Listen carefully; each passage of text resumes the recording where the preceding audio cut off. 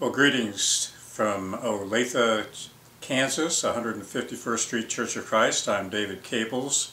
I am one of the 5 elders here at this church, and I just want to say how I feel like we have a sister congregation now in Roebuck Parkway in Birmingham. Actually, I didn't know about Roebuck Parkway until about midway through this year, 2012. At that time, it was George Jolly and Judy Jolly had just moved here, but also one of our members, Steve Franklin, whom I know has also been interviewed, came back and said such wonderful things because he had been there helping you with your disaster relief. All of that I knew long before that we were going to be hosting a campaign here. And we found out in about June or thereabouts and kept inquiring as to what it really entailed and whether we could fit it into our schedule. And you know what? We have a very busy schedule in September and October, but we found that there was more positives in our expectations, and they found all the reasons why we should do this, and we are so grateful that 13 of your very faithful members have come to be a part of our church. Even though it was only for about 4 or 5 days, it's been a very meaningful time for us, a very exciting and successful time. And I just wanted to let you know that about 7 weeks ago, before the campaign started, I was writing 1 article a week about what our expectations are, what our responsibilities were, and we have found that we had a great outpouring of interest from our own members, and we kept saying we've got to join our fellow Christians from Roebuck Parkway, and we sure did.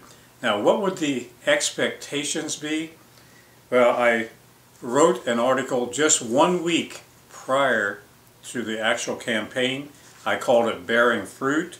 I used John 15:16 as a little bit of a text, and it says, "You did not choose me, but I chose you and appointed you that you should go and bear fruit." And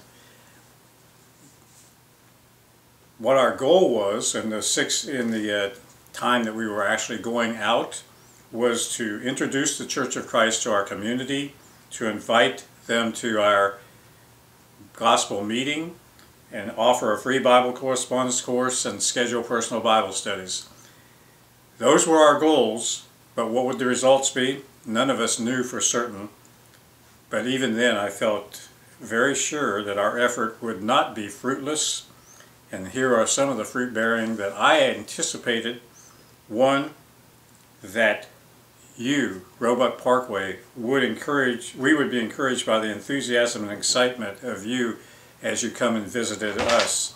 Also, it will strengthen our resolve to reach non-Christians, and that's our goal right now. We are putting a great emphasis on it.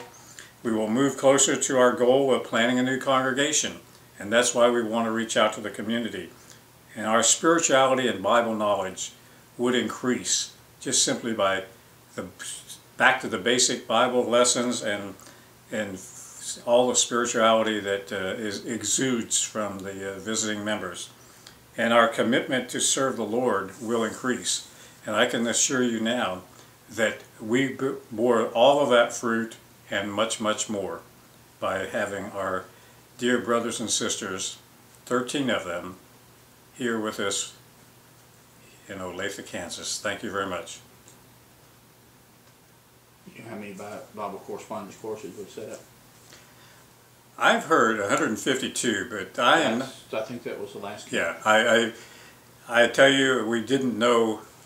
There was a lot of trepidation, and to convince a group of people that going out and knocking doors in our community was a good idea didn't come easy, but the results are exhilarating to know that just by knocking on doors, we now have at least 152 people that we will contact, send the materials to, and hopefully develop some ongoing connection and relationship with.